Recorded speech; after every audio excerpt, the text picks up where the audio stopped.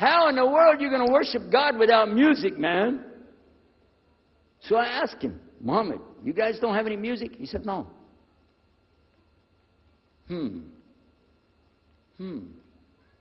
Now, I'm in the piano and organ business.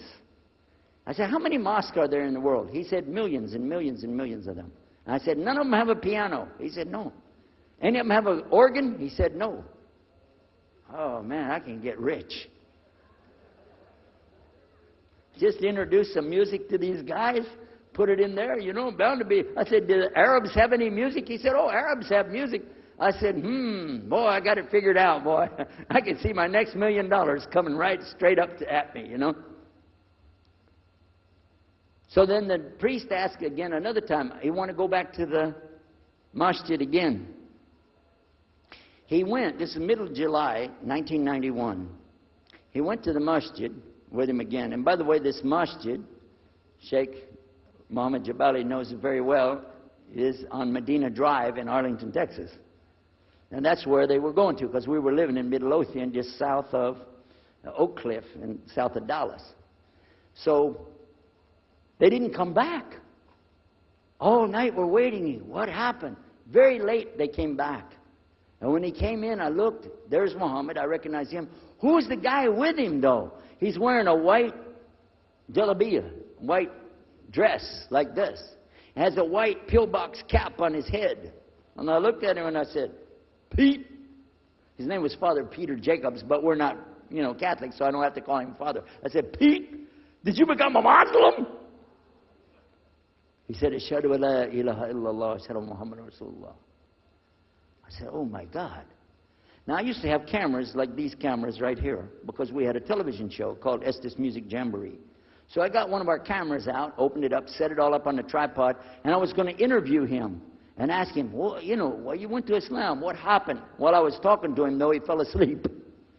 So it was still in my mind, and I was thinking, what am I going to do? This is too amazing.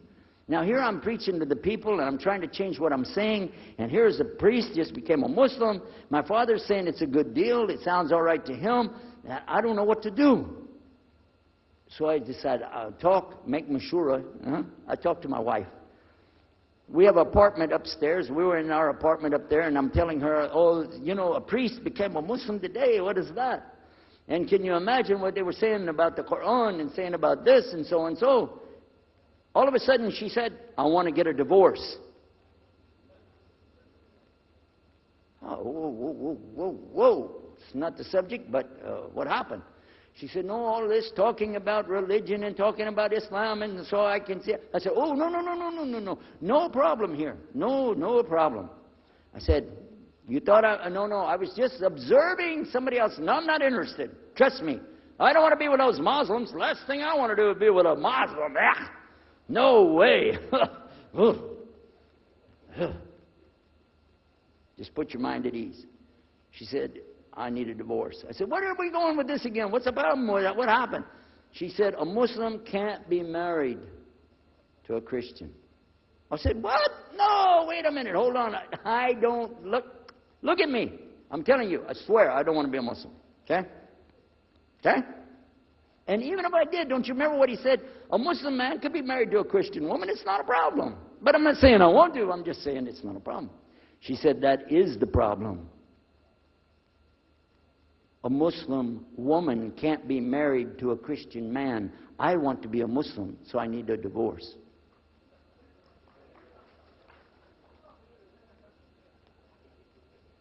I'll never forget, I was sitting right on the edge of the bed, just sitting there, you know, and I almost fell over. I said, at last, I can tell the truth. I can say it. I didn't realize that she liked the idea. I was afraid. I said, okay, the good news is, I too want to be a Muslim. You know what she said?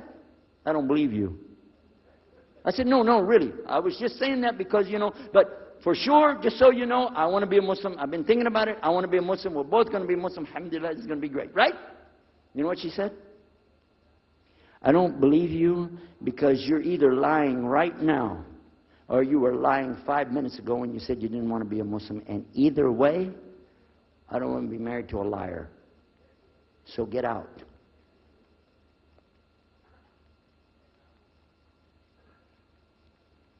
So I started leaving. I'm walking down the stairs of the apartment. I'm down to my father's part. I said, wait a minute. Where am I going to go? This is my father's house. I just got thrown off of my own property. What happened here? So I went to get to Muhammad, and I woke him up. I said, come, you and me, we got to talk. Come with me.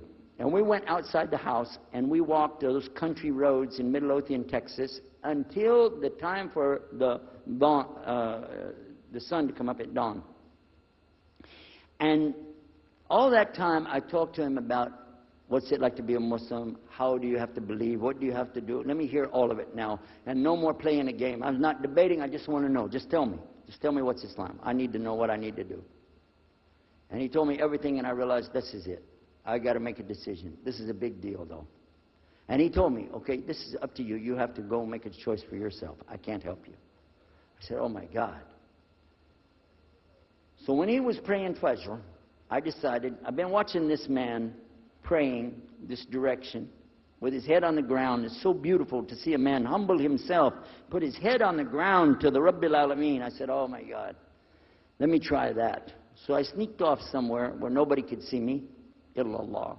And then I found a place, a board there, you know, and I bowed down on the ground, and I put my head down on the ground on that board there. And by the way, I'm pretty good at speaking, especially in prayers. I used to make so long a prayer, they wouldn't let me say the prayer at Thanksgiving because the food would be cold.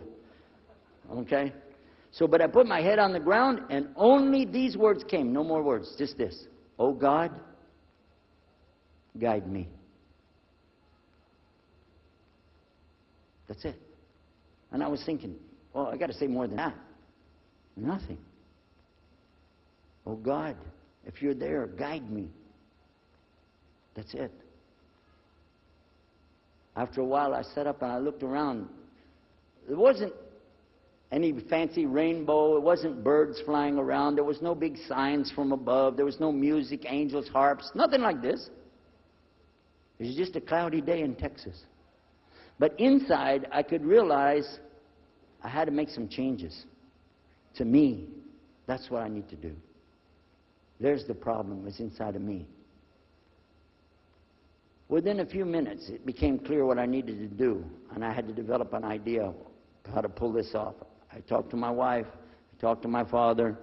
I made a bath, and at 10 o'clock that morning in Midlothian, Texas, I went in front of this man named Muhammad and this new man named Yahya, who used to be the priest, and I said, Ashhadu an la ilaha illallah wa ashhadu anna Muhammad Rasulullah.